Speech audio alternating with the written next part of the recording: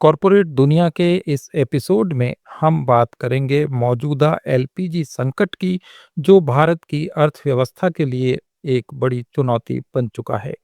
ये मुख्य रूप से वेस्ट एशिया में ईरान से जुड़े युद्ध और संघर्ष के कारण हुआ है, जिसने स्ट्रेट ऑफ हॉर्मुज को प्रभावित कर दिया है। भारत अपनी लगभग 90% क्रूड ऑयल और आधी से ज्यादा एलपीजी आयात करता है। इसमें से 90% से ज्यादा इसी रास्ते से आती है। नतीजा ये है कि एलपीजी की सप्लाई में भारी कमी आ गई है, खासकर कमर्शियल और इंडस्ट्रियल इस्तेमाल में। इस स्थिति से निपटने के लिए घरेलू कनेक्शंस को प्राथमिकता दी जा रही है, लेकिन इसके बावजूद कई सेक्टर बुरी तरह प्रभावित हो रहे हैं। इस साल जनवरी तक भारत में करीब 33 crore 20 lakh active domestic LPG connection थे, जिनमें से 10 करोड़ 40 लाख प्रधानमंत्री उज्ज्वला योजना के तहत दिए गए थे। कुल सालाना खपत लगभग 3.3 करोड़ टन है, जिसमें 60% इंपोर्ट पर निर्भर है। इस साल मार्च के पहले पखवाड़े में एलपीजी की बिक्री 17% से ज्यादा कम होकर करीब 11.5 लाख टन रह गई। ये पिछले साल की तुलना में काफी बड़ी गिरावट है। इसके घरेलू उत्पादन को 25 से 30% तक बढ़ाया गया है। इसके बावजूद ये कुल डिमांड का सिर्फ 10 से 15% ही पूरा कर पा रहा है। शॉर्ट टर्म में एलपीजी का ये संकट घरों से लेकर छोटे बड़े बिजनेस तक फैल गया है। घरेलू स्तर पर पैनिक बुकिंग बढ़ गई है, जिससे डिलीवरी में 25 दिन तक की देरी हो रही है। दिल्ली में 14.2 किलो का घरेलू सिलेंडर 913 रुपए का हो गया है, जो पहले से 60 रुपए महंगा है। उज्ज्वला बेनिफिशरीज के लिए सब्सिडी के बाद भी बोझ बढ़ गया है और कई गरीब परिवार लकड़ी या कोयले की ओर लौट रहे हैं। मिड डे मील प्रोग्राम में स्कूलों के मेन्यू में कटौती हो रही है, जिससे लाखों बच्चों का न्यूट्रिशन प्रभावित हो रहा है। कमर्शियल सेक्टर सबसे ज्यादा प्रभावित हुआ है। रेस्टोरेंट्स, होटल और ढाबे एलपीजी की कमी से परेशान हैं। कई शहरों और कस्बों में होटल और रेस्टोरेंट्स बंद हो रहे हैं या अपना मेन्यू सीमित कर रहे हैं। दिल्ली, मुंबई और बेंगलुरु जैसे शहरों में मटन और दाल मखनी जैसी डिशेस हटा दी गई हैं। कुछ जगह लकड़ी के चूल्हे इस्तेमाल हो रहे हैं, जिससे लागत बढ़ रही है और जॉब लॉस का भी खतरा है। नेशनल रेस्टोरेंट एसोसिएशन के अनुसार 90% रेस्टोरेंट्स एलपीजी पर निर्भर हैं और सप्लाई कट से इनमें से कई के बंद होने की आशंका है। मुंबई में 20% होटल और रेस्टोरेंट्स बंद होने के कगार पर हैं। केरल में 40% तक रेस्टोरेंट्स के काम बंद करने की रिपोर्ट्स हैं, जबकि थाने में 800 से ज्यादा होटल और रेस्टोरेंट्स बंद होने की स्थिति में आ गए हैं। फूड डिलीवरी प्लेटफॉर्म्स पर ऑर्डर 5 से 10% तक कम हो गए हैं, लेकिन अब थोड़ी रिकवरी नजर आ रही है, क्योंकि रेस्टोरेंट्स अल्टरनेटिव तरीके अपनाने लगे हैं। हॉस्पिटैलिटी सेक्टर में भी संकट है। होटल और कैटरर्स कमर्शियल सिलेंडर नहीं मिलने से अपना काम रोक रहे हैं या ब्लैक मार्केट से महंगे दामों पर एलपीजी सिलेंडर खरीद रहे हैं, जहां इसकी कीमत 2000 से 3000 रुपए तक पहुंच गई है।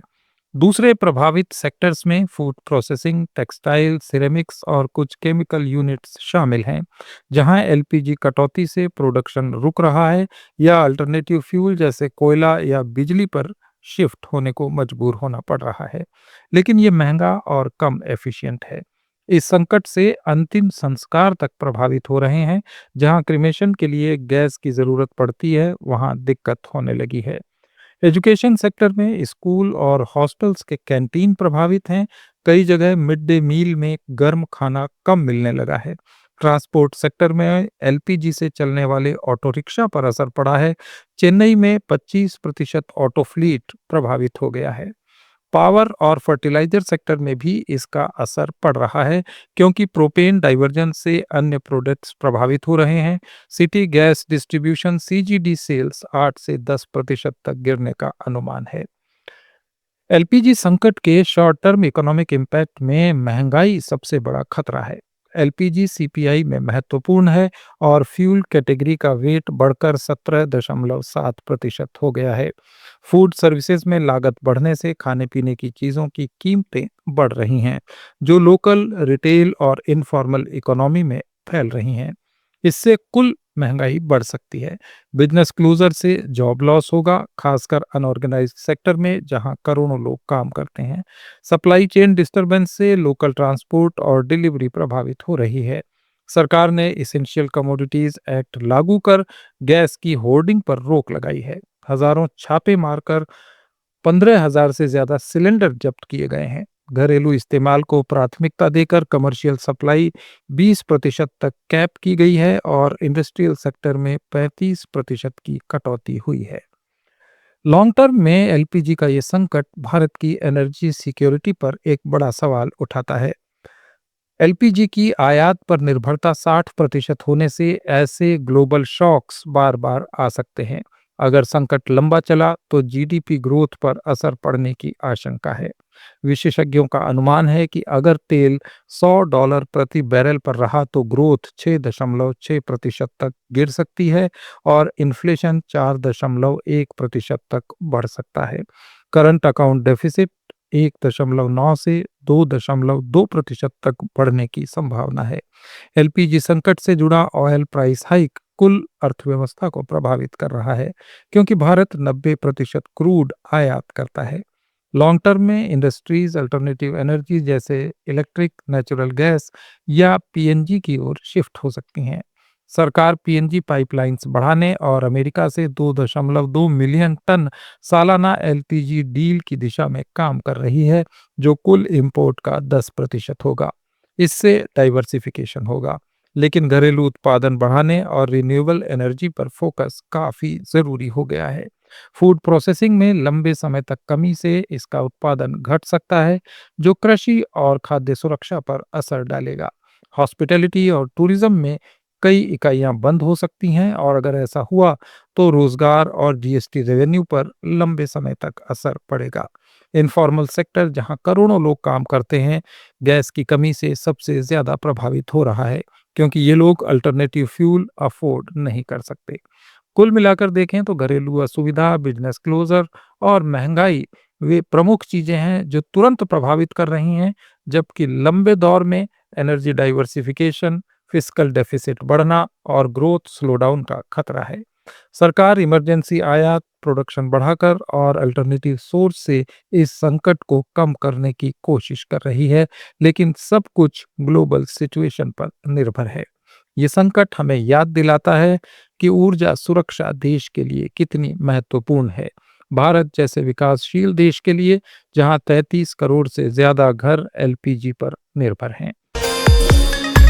कॉरपोरेट दुनिया में आज इतना ही। कॉरपोरेट सब्जेक्ट्स पर हमारे इस डेली ऑडियो वीडियो शो को रोज देखने के लिए फॉलो करें लेट्स माइक चैनल को। इसे रेडियो पर सुनने के लिए आप लेट्स माइक ऐप भी डाउनलोड कर सकते हैं। जुड़े रहिए लेट्स माइक के साथ।